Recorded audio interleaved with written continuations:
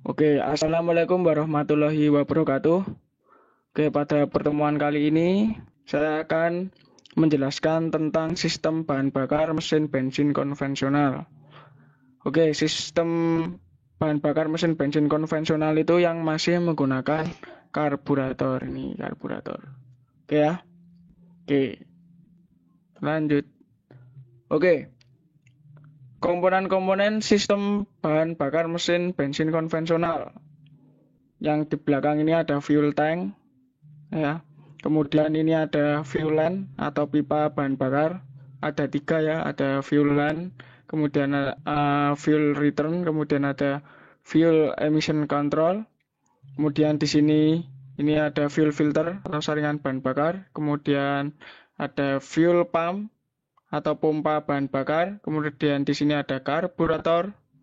Kemudian ini ada charcoal canister. Sini. Oke.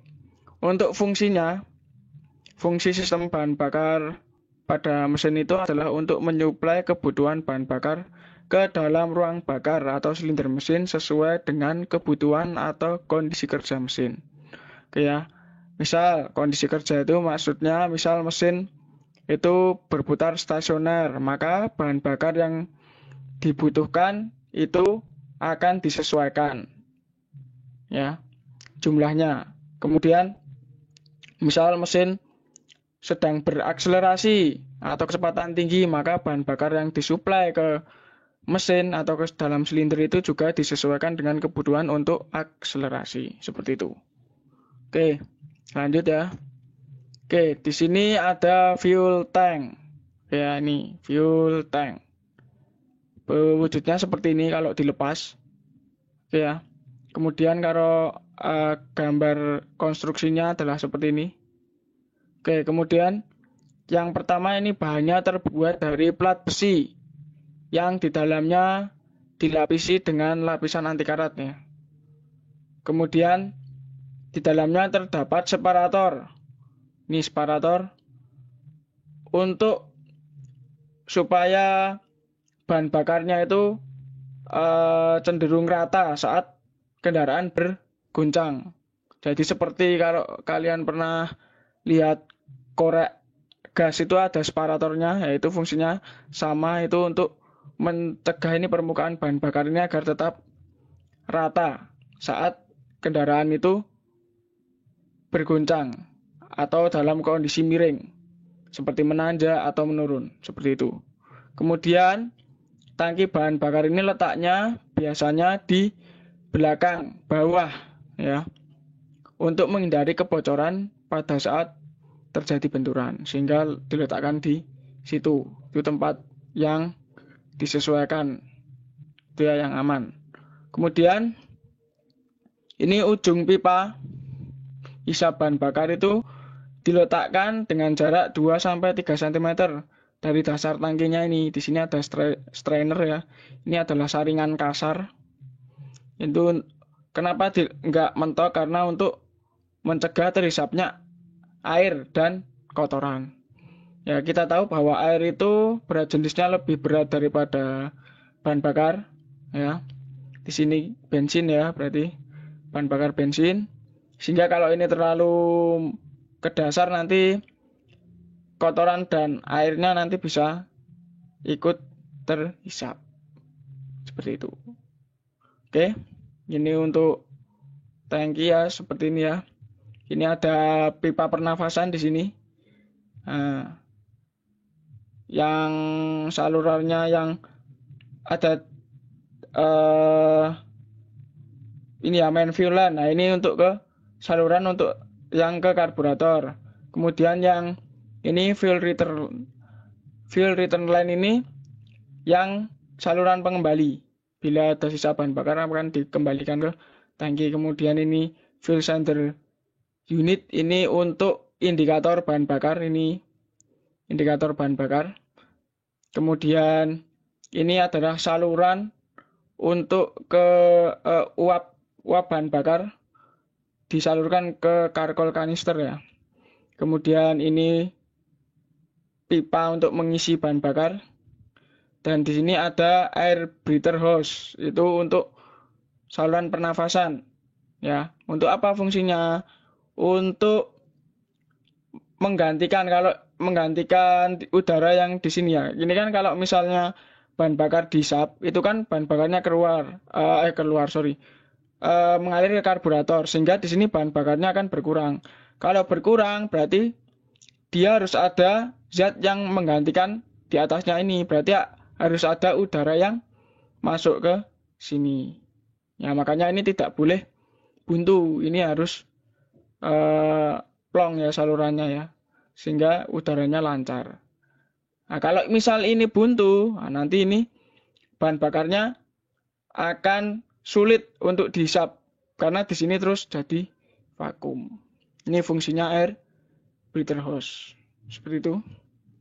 Kemudian ini ada fuel line atau pipa saluran bahan bakar.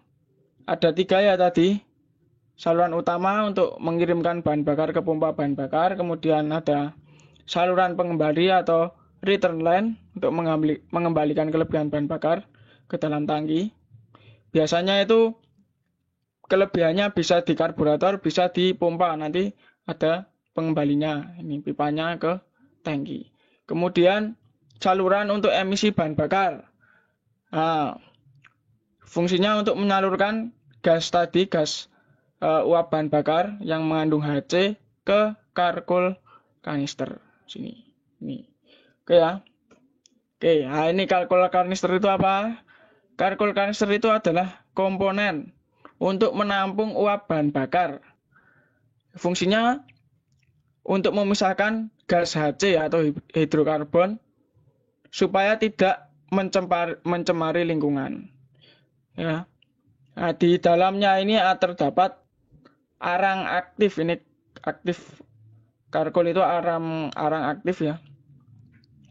Dia untuk memisahkan gas HC dan udara. Jadi udaranya akan dikembalikan ini sini ke tangki. Kemudian gas HC-nya akan disalurkan ke karburator, kemudian dibakar di ruang bakar. Sehingga tidak mencemari, HC-nya itu tidak keluar ya, tidak keluar dari tangki, sehingga tidak mencemari udara di sekitar atau udara lingkungan. Oke, kemudian lanjut di sini ada saringan bahan bakar atau fuel filter. Fungsinya tentu jelas ya, ini untuk menyaring bahan bakar dari kotoran. Oke ya. Nah, di sini ada ini konstruksinya. Ini dari pompa bahan bakar disaring kemudian ke pompa. Itu ya. Biasanya fuel filter itu dipasang sebelum pompa karena supaya yang masuk ke dalam pompa itu sudah bersih. Seperti itu. Jadi ini dipasang sebelum pompa bahan bakar. Tuh. Kemudian, ini ada fuel pump. Fuel pump itu pompa bahan bakar. Ada 2 jenis kalau di konvensional ya, ada yang mekanik dan ada yang elektrik. Mekanik ini dia digerakkan secara mekanis oleh cam ya, oleh cam ini. Jadi di sini ada camnya. Dia ini ditekan, ini rocker armnya akan ditekan cam kerjanya. Oke. Kemudian untuk yang tipe elektrik ini dia menggunakan listrik ya, arus listrik. Itu. Bedanya cuma itu. Nah, besok kalau praktek bisa dicermati ya. Kemudian pompa bahan bakar mekanik. Nah, di sini mekanik itu cara kerjanya seperti ini. Tapi tidak akan saya jelaskan detail di sini ya karena akan memakan waktu. Ini pada saat penghisapan bahan bakar. Ini camnya ya, ini camnya akan menekan rocker armnya, kemudian turun. Pull rodnya ini akan tertekan ke bawah sehingga akan menghisap. Ini katup innya terbuka, masuk bahan bakar sini. Kemudian saat penyaluran bahan bakar, saat knocknya sudah tidak menekan, dia akan kembali. Pull rodnya akan kembali ke atas, diafragmanya akan menekan bahan bakarnya melalui katup X. Nah, ini terbuka, yang ini tertutup, ini sehingga bahan bakar akan dialirkan ke karburator. Kemudian saat bahan bakar di dalam karburator itu sudah penuh, maka ini tekanannya akan sama ya di ruang ini, di ruang diafragma dan di ruang di atasnya, sehingga dia akan menekan pull rodnya, sehingga walaupun rocker armnya bergerak, dia tidak bekerja pompa bahan bakarnya seperti itu. Kemudian yang tipe elektrik, dia cara kerjanya dengan memanfaatkan arus listrik ya. Ini ada armatur atau kumparan. Kumparan bila dialiri arus listrik akan mengakibatkan gaya elektromagnetik, sehingga dia kalau di sini ada kumparan, di sini ada magnet, akan berputar. Nah, ini berputar. Modelnya yang atas ini tipe rotor ya. Nah, di sini rotor akan berputar sehingga bahan bakar dari inlet itu nih. Kalau ini digambarkan ke sini ya. Inlet masuk, dia akan ditekan ke outlet. Masuk ke sini bahan bakarnya, kemudian lewat ini check valve, kemudian akan disalurkan ke karburator. Nah, ini ada silencer. Karena ini tipe rotor ini cukup berisik, maka menggunakan silencer untuk mengurangi suara ya. Kemudian yang tipe turbin, sama ya. Di sini saluran masuknya, ini strainer. Nah, ini yang tipe turbin ini kalau modelnya seperti ini biasanya ditaruh di dalam tangki bahan bakar. Ini disap ke atas, sini ya, diputar ini, masuk sini, kemudian keluar. Ini masuk, keluar. Oke ya. Oke. Itu. Oke, kemudian ini di sini memang terisi bahan bakar, tapi memang tidak konslet karena bensin atau bahan bakar bensin itu tidak menghantarkan arus listrik. Dia bukan elektrolit, sehingga tidak menyebabkan konslet kelistrikannya. Oke. Selanjutnya di sini karburator. Karburator. Nah, ini bentuknya seperti ini ya. Kalau punya mesin mobil, pasti mobil lama ya, sekitar tahun 80 90-an yang masih menggunakan karburator. Ini familiar seperti ini biasanya mesin Toyota. Fungsinya untuk apa? Ini karburator untuk mengatur campuran udara dan bahan bakar sesuai dengan kondisi kerja mesin. Mengaturnya ini dia menakar perbandingan udara dan bahan bakar sehingga sesuai dengan apa yang dibutuhkan mesin. Itu ya. Dia nanti akan mengakibatkan bahan bakarnya itu menjadi butiran-butiran yang halus sehingga dapat bercampur dengan udara. Nah, kalau bahan bakarnya itu menjadi lembut, dapat dengan mudah bercampur dengan udara, maka dia akan lebih cepat terbakar sehingga pembakarannya di mesin bisa menjadi optimal dan sempurna.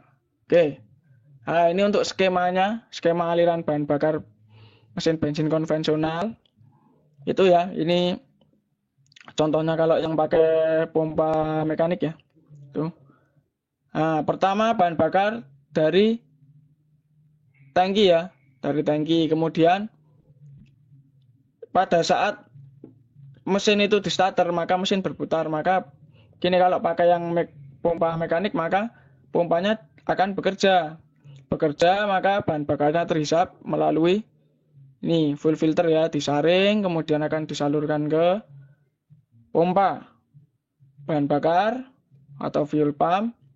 Nah, di sini kalau dia kelebihan bahan bakar karena di dalam karburator ini sudah penuh, maka dia akan dikembalikan bahan bakarnya ke tangki. Gitu ya. Kayak kemudian ini disalurkan ke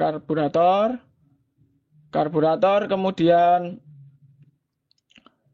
melewati intake manifold ya, sudah diatomisasi, kemudian lewat intake manifold, kemudian disalurkan ke ruang bakar untuk kemudian dibakar. Nah, ini charcoal kanisternya ya. Nah, ini kalau ada uap dari sini tangki disalurkan ke charcoal kanister, kemudian di gas HC-nya akan disalurkan ke karburator untuk kemudian dibakar, disalurkan ke ruang bakar. Itu ya. Itu gambarannya dan ini sangat mudah. Besok kalau sudah praktek bisa melihat dan mengidentifikasi sendiri apakah sesuai dengan skema yang ini. Gitu ya. Oke. Oke, kemudian terima kasih telah mendengarkan penjelasan dari saya. Kurang lebihnya saya mohon maaf. Wassalamualaikum warahmatullahi wabarakatuh.